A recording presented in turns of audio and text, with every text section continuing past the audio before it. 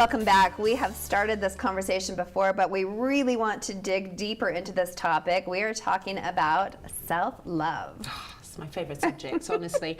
I could kiss myself. Seriously, no. I know it sounds almost, what would you say? Conceited. It sounds conceited, it but does, it's not. doesn't it? Yeah. What's wrong with loving ourselves? Nothing. Someone once said to me, right, in a church place, it's always there that, the righteous speak, right?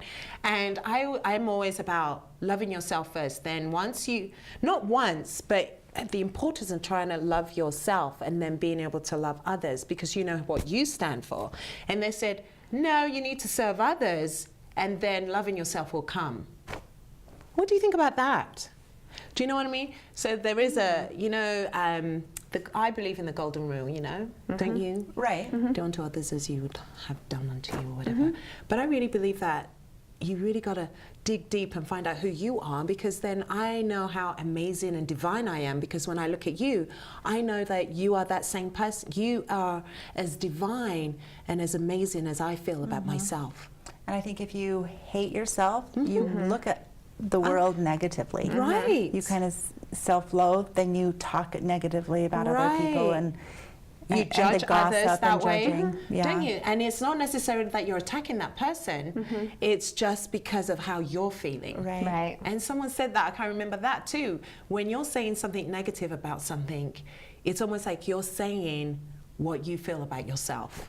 That's interesting. Isn't it? Yeah. And the other day anyway, I was talking about, I really do. Mwah, mwah, mwah. Oh, I just love you guys because I feel your energy. I really do. Oh, I think you can definitely feel that Can about you people. not? If you're happy and content in your own skin, in your own Right. world, if you're, a content person, I think other people can feel that for sure. And I'm not sure that it's, part of it is probably self-love. I think there's a sense of confidence. There's just a lot of things that accompany that, and it's building that pie chart. For me, anyway, But if you have the spirituality, if you have your family, if you have, Physical. yes, Physical, I mean it's the mental clarity, all of that. I think then I would say that's when things start falling in line. Right. And that's all part of self-love though, isn't it? Right. I mean, your confidence, if it's low, that's because, why is it low?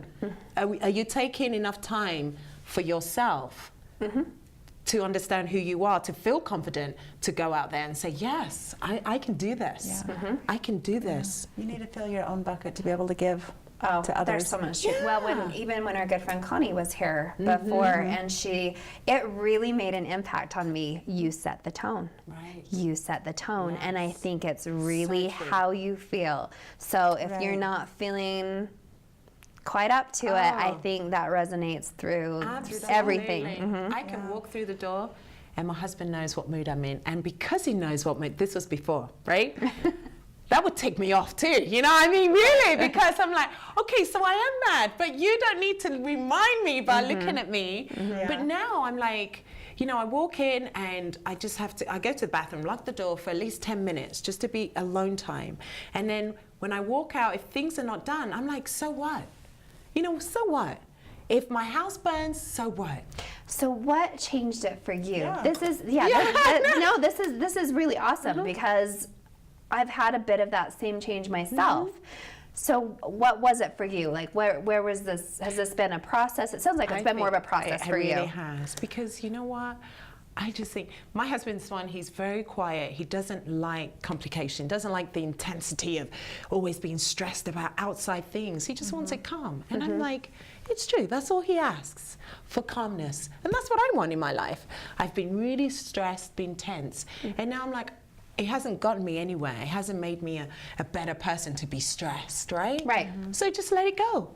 Let it go and feel good in that present moment, and allow my kids to know happy mama. Good point. Because your house will always be untidy, right? When I get to it, I get to it. Yeah. Of course, my car is going to be, I try to keep the car clean. But you know what I'm saying? That, I try and do what I can do, and with everyone's help. And then at the end, let's play a game. Let's play a card game, or let's eat ice cream. Let's go to the movies. I agree. I love It feels great.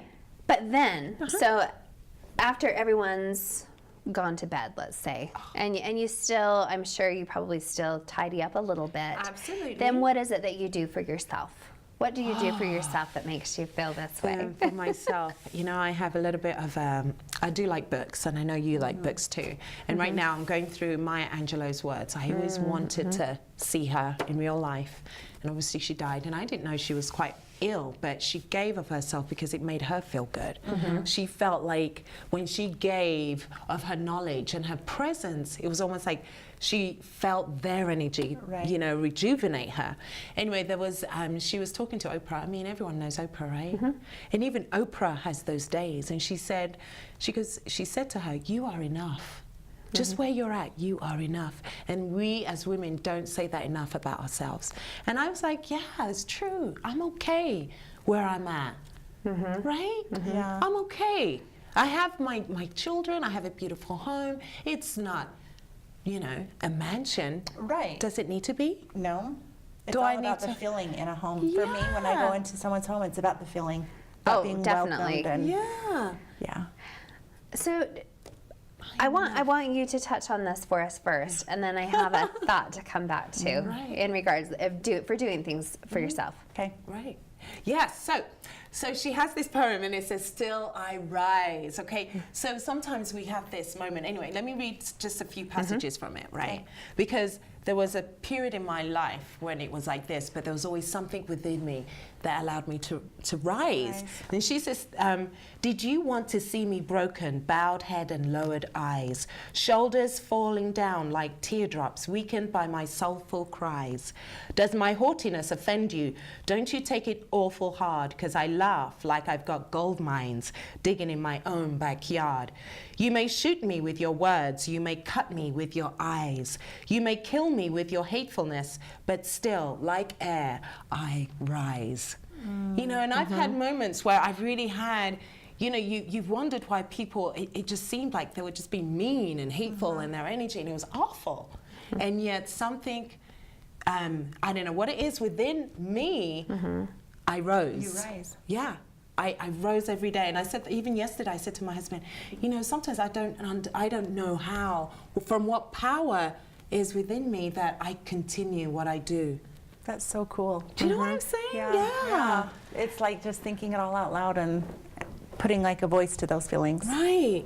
And I think it is. I think as I age more, I think I Yeah. realize that my importance in the world, in my children's life, in my husband's life, we are important. We do set the tone, and it's important for me to have that that mindset of realizing how important I am, where I'm at, in my home, in the world, because we don't know who we touch. Right. From being correct in mind. So there you go. Right. Oh, that was beautiful. Well, yes, thank you so much. Well, know. on that note, we have to cut it short. So We should all kiss ourselves. Mwah. Come on, let's okay.